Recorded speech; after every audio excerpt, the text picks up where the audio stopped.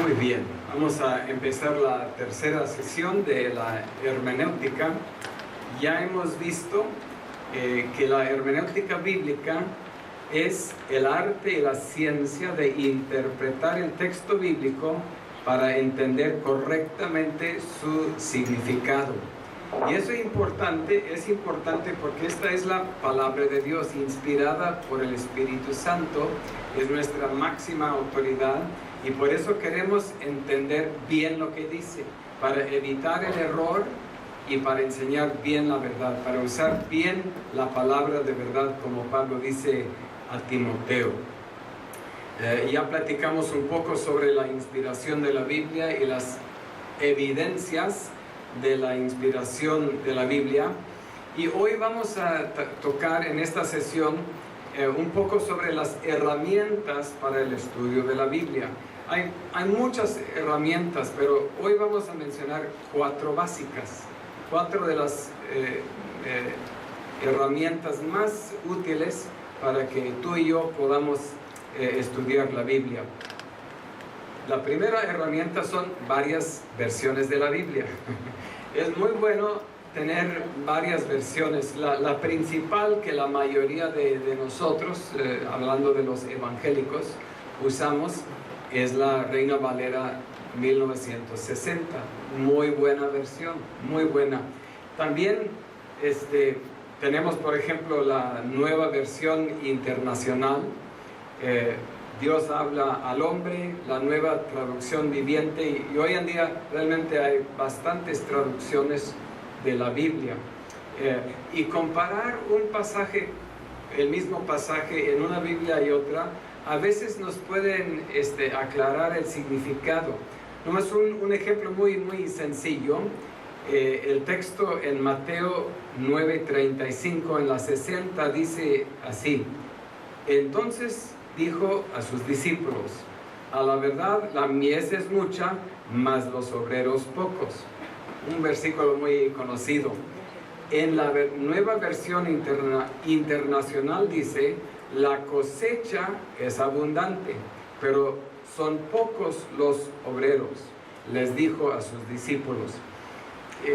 Yo no sé para ustedes, pero yo creo que para algunas personas hoy en día la palabra mies no se usa mucho. La palabra cosecha es muy conocida. Entonces, si alguien, nosotros que tenemos tiempo en la iglesia, la mies es mucha, pues ya entendemos, ya hemos escuchado mensajes, pero la persona nueva, la persona que todavía no ha leído mucho la Biblia, un niño que va leyendo, no va a captar muy bien qué es la mies. Y entonces, tener otra versión aquí, se puede decir con un lenguaje más actualizado, donde dice la cosecha, ok, muy bien, mies, cosecha, son sinónimos, significan lo mismo, no hay un cambio de significado, más bien, nada más es una palabra, cosecha, más común hoy en día que la palabra mies, ok. Entonces, tener varias versiones de la Biblia es de ayuda, aunque es bueno tener, quizás todavía yo en lo personal, la principal que yo uso es la Reina Valera 1960, porque yo creo que sí es muy fiel. Otra herramienta muy útil es un diccionario completo del español. Yo no sé por qué le llaman el pequeño Larousse, pero bueno, pequeño de este tamaño. Es de mucha ayuda para palabras en la Biblia que no conocemos nosotros. En un buen diccionario podemos buscar definiciones de palabras que no entendemos. Un diccionario del español también tiene sus limitantes. A veces no ayuda mucho para entender bien palabras teológicas, pero para palabras comunes sí es de mucha ayuda. Por ejemplo, la palabra justificación o propiciación, que son palabras con un contenido teológico, ahí sí un diccionario del español no nos ayuda quizás mucho, porque tienen un significado especial y muy específico en la Biblia, ¿ok? Pero para palabras comunes es de mucha ayuda. Voy a confesar no un pecado, pero un error mío, que no sé por años. En Génesis 30:14 habla de que el niño o el joven Rubén encontró mandrágoras y que las llevó a su mamá. Y yo por mucho tiempo, yo no sé de dónde saqué esta idea, seguramente no de nadie más, solamente de mí mismo. Yo pensaba que mandrágoras era un tipo de pato. Un tipo de pato. Nada que ver, hermanos. Como realmente no sabía, debía de haber ido luego al diccionario, porque aquí explica que es una planta. Es una planta. Nada que ver con los patos. ¿Sí? Ok, entonces para evitar esa clase de errores que yo cometí, que usted no cometa, vamos con el diccionario. Si hay algo, una palabra que no entendemos, cuesta más tiempo, o sea, tenemos que pararnos en la lectura y ir por el diccionario, pero vale la pena. Y aún lo que yo hago a veces con esas palabras desconocidas, antes desconocidas, anoto la definición en mi Biblia. Ahí abajo en esa misma página anoto, porque a la otra, si se me hubiera olvidado, ya tengo ya la definición escrita. Ok. También en el Salmo 91:4 dice: escudo y adarga es su verdad. Ahora, no los quiero avergonzar, pero ¿cuántos saben qué es una adarga? Un escudo sí entendemos qué es, pero adarga, para eso hay diccionarios, ¿ok? ¿Quieren saber qué es una adarga? Hoy en la noche buscan. Sí les voy a decir. Es otro tipo de escudo, más chiquito. Es también una clase de escudo. Pero muy útil un buen diccionario completo del español. Una tercera herramienta que también es muy útil es un diccionario bíblico. Un diccionario bíblico, ahí sí,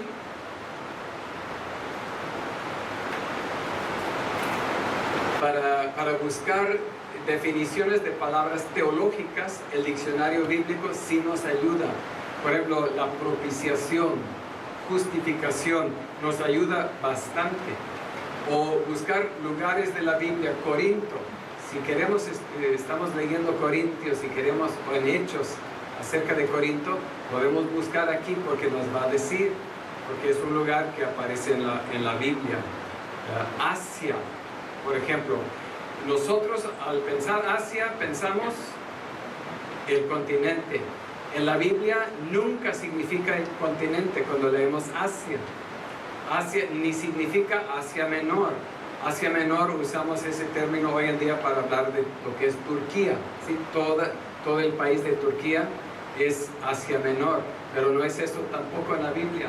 En la Biblia, Asia es nada más una provincia en el lado occidente de lo que hoy en día es Turquía. La Biblia, el diccionario bíblico nos ayuda con esos términos, ¿sí? Para no irnos, no equivocarnos, pensando Asia, el continente. Ok. También en cuanto a la cultura, por ejemplo, la palabra cárcel. Quizás sabemos un poquito de cómo es una cárcel hoy en día, aquí en México o en cualquier otro país, pero cómo eran las cárceles en aquel tiempo. Entonces, cuestiones culturales, cómo practicaban las bodas. Un diccionario bíblico nos puede orientar un poco en cuanto a esas cosas, ¿sí? Porque una cárcel hoy en día es una cosa, una cárcel de aquel entonces era otra cosa. Entonces, palabras que tienen que ver con la cultura. O personajes, Nabucodonosor. Queremos saber un poco más sobre Nabucodonosor. El diccionario bíblico es una buena herramienta para ampliar nuestro conocimiento de quién era, cómo era Nabucodonosor. Un ejemplo ahí. Entonces, las herramientas básicas, varias versiones de la Biblia, un diccionario completo del español, un buen diccionario de la Biblia. Y la cuarta básica que usted y yo debemos de tener es una concordancia completa de la Biblia. Una concordancia, hay chiquitas también, pero es mejor tener una buena, o no sé cuál es esta, de la versión 60, una completa así, grandota, nos ayuda para muchas cosas. Hoy en la mañana, por ejemplo, estaba orando por mi esposa y se me vino a la mente, porque ella va a hospedar a unos hermanos hoy en la noche y mañana, y se me vino el texto que habla de que aun si uno da un vaso de agua en el nombre de Jesús a una persona, va a recibir recompensa. Pero no me acordaba dónde estaba el texto. Yo, maestro, no me acordaba y no quería leer todo el Evangelio para encontrarlo, pero busqué en mi concordancia. Yo tengo pequeña concordancia en mi Biblia, busqué ahí y ahí encontré, busqué la palabra vaso, y ahí mágicamente encontré el texto para mandárselo a Katy. Entonces sirve mucho para localizar textos desconocidos, o más bien donde desconocemos la cita, donde está en la Biblia. Ayuda mucho. También ayuda para estudiar un tema. Por ejemplo, queremos estudiar el arrepentimiento. Podemos buscar en la concordancia la palabra arrepentimiento y todas las veces que aparece, y podemos sacar un estudio muy completo, muy amplio sobre el arrepentimiento. Es un ejemplo. O para estudiar ciertas personas. Por ejemplo, Caín. Sabemos quizás que Caín viene en el capítulo, aparece en el capítulo 4 de Génesis, ¿sí? Pero luego nos viene a la mente, pero no se menciona en el Nuevo Testamento también. Sí se menciona en el Nuevo Testamento, pero ¿sí? Ahí buscamos en la concordancia Caín, y ahí encontramos como 4 citas donde habla la Biblia de Caín fuera de Génesis, ¿sí? Muy útil para encontrar personajes de la Biblia o lugares. ¿Quieres saber qué dice la Biblia sobre Éfeso? Porque aparece en Apocalipsis, obviamente el libro de Efesios, en Hechos también, pero ¿dónde? Todas las referencias a la ciudad de Éfeso, la concordancia nos ayuda. O eventos, la Pascua. ¿Dónde menciona la Biblia la Pascua? Viene en Éxodo, pero ¿dónde más aparece la palabra Pascua en la Biblia para estudiar el significado de la Pascua? Okay, porque viene en el Nuevo Testamento también, en la Semana Santa, y aún en Corintios Pablo menciona que Cristo es nuestra Pascua. Ok, muy bien. La concordancia, una herramienta indispensable para el estudiante de la Biblia. Ok, entonces estas 4, hay muchas más que después puede conseguir, pero si quiere empezar con una pequeña biblioteca de herramientas para el estudio de la Biblia, varias versiones de la Biblia, ahí puede preguntar a su pastor: pastor, quiero comprar otra versión, pero ¿cuál recomienda usted como una muy confiable? ¿Sí? Un diccionario completo del español, diccionario bíblico y una concordancia completa también de la Biblia.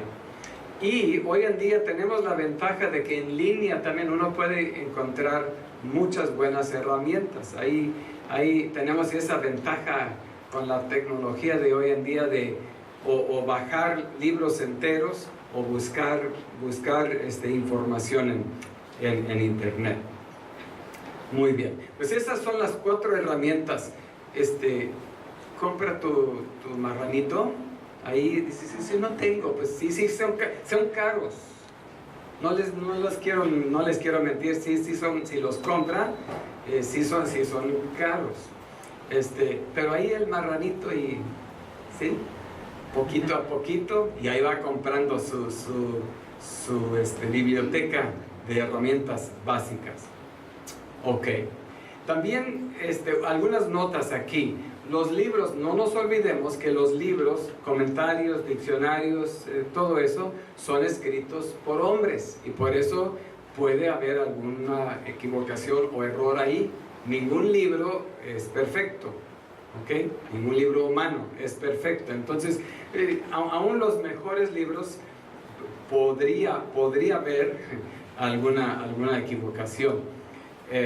También si va a comprar libros para estudiar, vale la pena comprar libros de calidad. Por eso consulta con tu pastor cuáles son las de más calidad, aunque cuesten un poquito más o así, pero porque cuando uno compra, por ejemplo, un diccionario bíblico, es una inversión para toda la vida.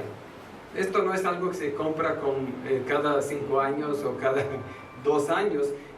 Yo conservo libros que he tenido por muchos años, como 30, 40 años, algunos de los libros que yo tengo.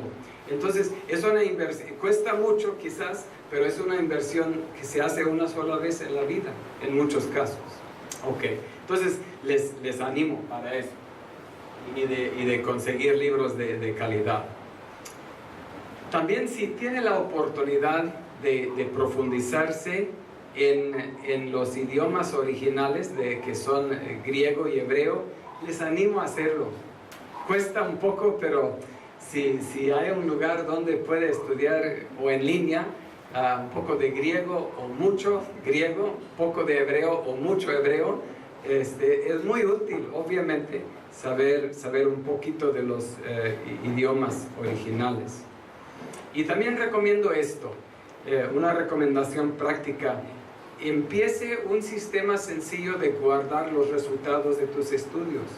Por ejemplo, si estudias algo sobre el arrepentimiento, en la concordancia sacas y anotas así, pero si no los guardas, ya al otro año quieres ver otra vez algo sobre el arrepentimiento y ¿dónde está esa? Ahí está. Y se traspapelea y se pierde y el perro lo come. Pero empiece, o sea, puedes comprar, no sé, los juegos más pequeños de carpetas de 10, no cuesta mucho, compras 10 carpetas y de ahí, si estudias algo sobre el arrepentimiento, ahí metes esa hoja ahí, arrepentimiento, en una cajita, ¿sí? No tienes que ni comprar todo el archivero, más una cajita para empezar, ¿sí? Y de ahí también, o sea, uno por temas, carpetas por temas, en orden alfabético, ¿sí? Arrepentimiento, perdón, todo eso. Y también otros con libros de la Biblia, ¿sí? Si estudias algo sobre los dones espirituales en 1 Corintios capítulo 12, ahí tomas algunos apuntes y así, y ahí para que no se pierda, una carpeta, 1 Corintios, y luego otros estudios que haces ahí de 1 Corintios, ahí van, y ahí en tu cajita, y ahí están bien guardados. Y ya después puedes buscar y no tienes que reinventar la rueda para hacer estudios en el futuro. Es muy útil, maestras, también maestros de la Biblia, esto es muy, muy, muy útil. Y hoy en día también muchos de nosotros tenemos computadoras, laptops, ahí también se puede guardar digitalmente, ¿verdad? En carpetas. Yo también en mi compu tengo carpetas iguales, en orden alfabético, el perdón, la gracia, etc. Y en orden de la Biblia, ¿sí? 1 Corintios capítulo 1, 2, 3, y ahí, y tengo acceso a mis hallazgos, a mis tesoros que saqué anteriormente. Ok, muy bien, les animo a hacer eso. Entonces, también estudie esto, estoy obviando que estamos estudiando con papel y pluma, porque si nada más estudiamos y no escribimos, bueno, yo sé que sus mentes son más brillantes que la mía, pero si yo estudio algo y no lo anoto, se me va, se me olvida de aquí a la semana, ya no me acuerdo exactamente, ay, no, estuvo bien bonito lo que estudié, hermoso, quisiera compartirlo, pero ya se me olvidó. Pero si como dice la mente más, la tinta más tenue es, ya se me olvidó el proverbio, el dicho, la tinta más tenue es mejor que la mente más brillante, porque ahí no se olvida, ahí está. Ok, muy bien. Otro tip, otro consejo en cuanto al estudio de la Biblia. No estoy hablando ahorita de nuestro devocional diario, eso es, se puede decir aparte, eso es nomás nutrirnos, vamos leyendo y nos nutrimos, pero estoy hablando de estudiar la Biblia, ¿sí? Estudiar. Y no estoy hablando ahora solo a los estudiantes que están estudiando las materias formalmente aquí con el pastor. Todo creyente debe de ser estudiante de la Biblia. ¿Puedo escuchar un amén? Todo creyente debe de ser estudiante de la Biblia. Aparte de su devocional, de meditar en la palabra, estudiar también la Biblia. Y para eso hay que ser prácticos. Por eso puse ahí en los apuntes un ejemplo de dónde puedes agendar. Agenda tu tiempo para estudiar la Biblia. Aunque sea, si a lo mejor eres una persona muy ocupada, y muchos de nosotros sí, quizás tienes nomás una hora para estudiar, diario el devocional, eso es diario. Pero hablando de estudiar, quizás nomás puedes apartar una hora a la semana, pero ya es algo. Pero si no lo pones en tu agenda, el sábado a las 5 de la tarde, una hora de estudio, se va esa hora. Antes yo puse en los apuntes, el diablo va a robarlo, pero ¿por qué le culpamos al diablo? Tú mismo te pierdes de la bendición por no ser disciplinado. Por no ser disciplinado y anotar, voy a hacerlo a esta hora, este día de la semana. Y así, si es una hora, si es una hora un día, o 2 horas un día, otra, pero hay que programar para ser disciplinados y apartar ese tiempo para estudiar la palabra. Ok. También escoja un lugar quieto y sin interrupciones para estudiar. Si tienes la telenovela, no, nadie aquí mira las telenovelas, pero el partido de fútbol, ahí puesto y quieres estudiar a la vez, no funciona así. O los deportes, las noticias, apaga todo, apaga la radio, apaga la tele, y ahí, si es posible, apartarte o hacerlo en la mañana o en la noche cuando no hay nadie más para interrumpir. Es lo ideal para el estudio, para concentrarnos nada más en lo que es el estudio. Bien, ok, vamos a estudiar la Biblia. Ok, muy bien. Las 4 herramientas, varias versiones de la Biblia, diccionario del español, diccionario bíblico y concordancia. Ok, muy bien. Los vamos a conseguir y los vamos a usar, porque de nada sirve comprarlos y tenerlos y nomás cada 6 meses sacudirlos y mantenerlos bonitos ahí. Hay que usarlos. Bien. Ok, ahora sí vamos a entrar ya en materia, podemos decir, los 5 principios para la interpretación de la Biblia. Vamos a empezar a ver los 5 principios. Ahora, yo digo los 5 principios, pero otro maestro puede dividirlos en 6 o tener 7. No estamos diciendo que la forma en que yo estoy presentándolo es la única forma, pero es una forma práctica que me ha sido de ayuda, y espero que sea de ayuda para ustedes también. Ok, primero, el primer principio: las Escrituras son la máxima autoridad para la doctrina y la vida cristiana. Las Escrituras son la máxima autoridad para la doctrina y para la vida cristiana. Cuando decimos para la doctrina, nos referimos a lo que creemos. Para lo que creo, esta es la máxima autoridad. Este libro es mi máxima autoridad. Más que mi pastor, más que cualquier otra cosa, este libro. Y también es la máxima autoridad para mi conducta, para mi vida diaria. No es solo teoría para la cabeza. Esta es la máxima autoridad para mí como esposo, para mí como papá, para mis finanzas. Esta es la máxima autoridad. Ningún gurú, ningún experto no, aquí. Este libro es la máxima autoridad. Y luego bajo ese principio, bueno, vamos primero a mirar Mateo 7, 24 al 27. Mateo 7, del 24 al 27, un pasaje muy conocido. Mateo 7, del 24 al 27.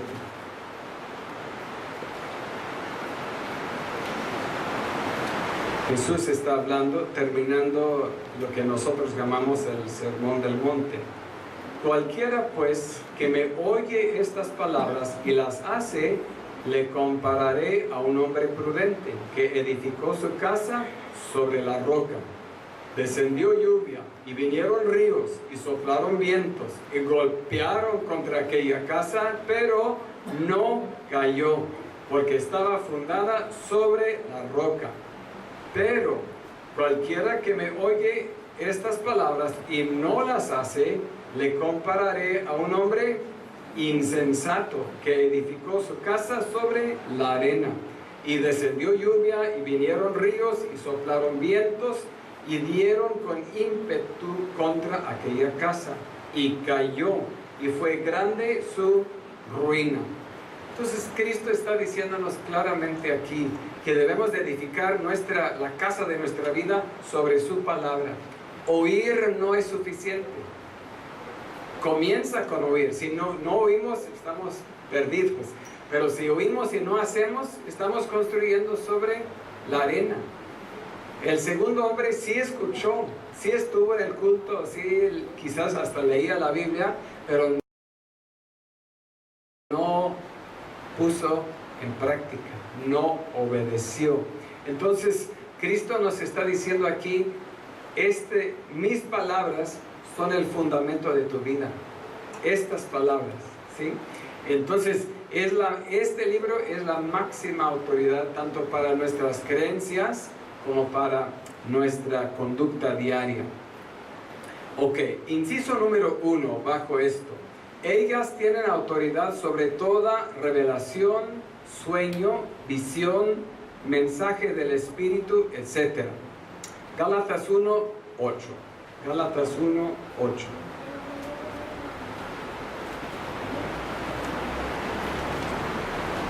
Pablo escribe a los hermanos Gálatas. Gálatas 1, 8 dice así: mas si aún nosotros o un ángel del cielo os anunciare otro evangelio diferente del que os hemos anunciado, sea anatema, condenado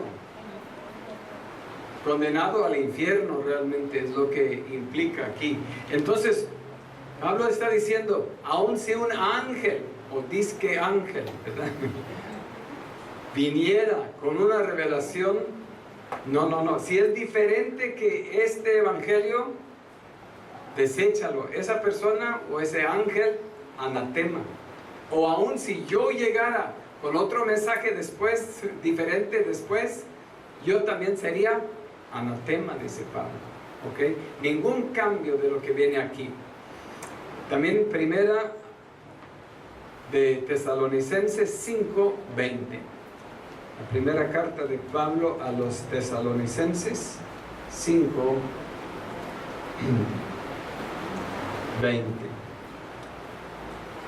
Pablo escribe así: no menospreciéis las profecías, examinadlo todo, retened lo bueno. O sea, aquí encontramos el equilibrio en Pablo. Dice, no menosprecien las profecías, no rechacen las profecías, pero examínenlas, ¿sí? Porque hay algunos creyentes, si es profecía, automáticamente dicen, no, esto sí tiene que ser. No, Pablo dice, sí, las profecías vienen de Dios, muchas de ellas, no todas, o otras partes de Dios y otra parte no. También una profecía puede ser 70 y 30, ¿sí? 70% cierto y 30 equivocada la profecía, ¿ok? Pablo dice, no menosprecien las profecías, pero sí hay que examinarlo todo y retener lo bueno.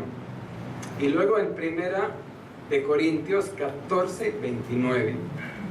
Primera de Corintios 14, 29. Pablo escribe así. Asimismo, los profetas, hablando de una reunión de la iglesia, hablen 2 o 3 y los demás juzguen. La palabra ahí se puede traducir analicen o examinen, ¿sí? En la reunión hay una profecía, pero las profecías deben de ser examinadas, ¿sí? Deben de ser analizadas si son de Dios. Y en el 37, versículo 37 del mismo capítulo, dice, si alguno se cree profeta o espiritual, reconozca que lo que os escribo son mandamientos del Señor. Pablo, esto lo comentamos ya en otra sesión, Pablo está colocando lo que él escribe arriba en autoridad de las profecías.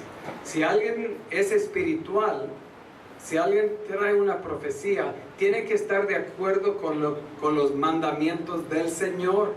Y si no, hay que desechar esa profecía o esa palabra. ¿Sí me explico? Es muy importante que entendamos esto, porque creemos en los dones, creemos en la profecía, pero en su lugar, abajo de la autoridad de la Biblia. Cuando dejamos que la Biblia tenga autoridad sobre los dones y revelaciones, el resultado es orden, libertad y equilibrio en la iglesia y edificación por medio de los dones.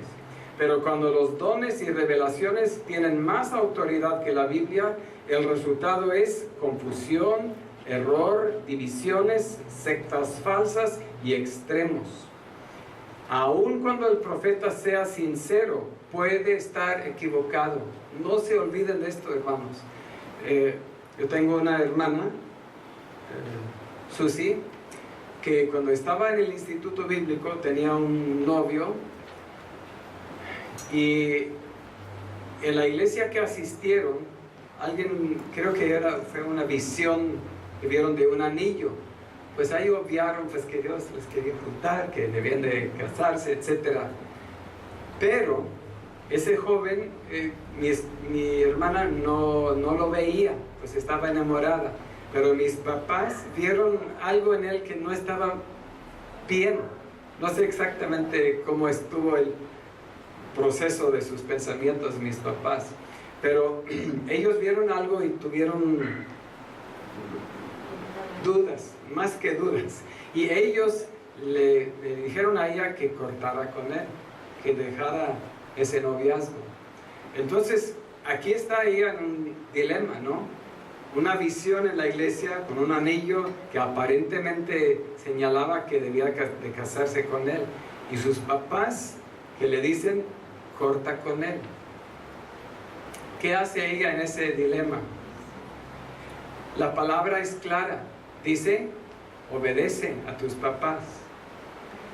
Y ese mandamiento de Cristo tiene autoridad sobre cualquier profecía. ¿Sí me explico? La palabra es clara, obedece a tus padres. ¿Sí? Entonces ella, sin querer, yo creo que adolorida de corazón, rompió con él. Bueno, resultó después que él tenía muchos problemas psicológicos. Era un buen joven, pero muchos problemas, y no hubiera sido un matrimonio muy triste para ella. Pero ella obedeció porque la palabra de Dios tiene más, la palabra escrita tiene más autoridad que una visión o una profecía. ¿Sí me explico? Eso fue su salvación de ella. Y ahora, pues después se casó con un pastor, están casados, yo creo que acaban de cumplir 42 años de casados, y en el ministerio sirviendo a Dios, 2 hijas y, bueno, en fin, pero porque obedeció la palabra escrita, ¿sí? Que entendió que tenía más autoridad que una visión o una profecía. Ok, muy importante, muy importante. Nunca debemos interpretar la Biblia por medio de sueños, profecías, etc. La hermenéutica nunca funciona por medio de sueños, hermanos, ni revelaciones. Eso fue el error de Elena White, la que empezó los sabáticos, el grupo de los sabáticos. Porque ella comenzó a tener visiones, muchas visiones, y por ejemplo, una de las visiones vio los 10 mandamientos y con una luz especial en el mandamiento sobre el sábado. Y comenzaron a basar su doctrina sobre visiones de ella. Y están equivocados porque ponen la ley, que el cristiano debe de guardar la ley, no comer carne de puerco, etc. Pero en parte porque pusieron visión y comenzaron a interpretar la Biblia por medio de visiones. No se hace así. No se hace así, ok. O por ejemplo, los mormones empezaron, ese grupo, esa secta empezó porque un ángel que se llamaba Moroni le habló a José Smith. Un ángel, fíjense, bueno, dice que ángel, era obviamente un demonio que se vestía como ángel de luz, pero ahí porque no se sujetaron a la Biblia. Ok, muy bien. Pues Dios les bendiga. Aquí terminamos la tercera sesión y enseguida seguimos con los principios de la interpretación bíblica en la 4ª sesión.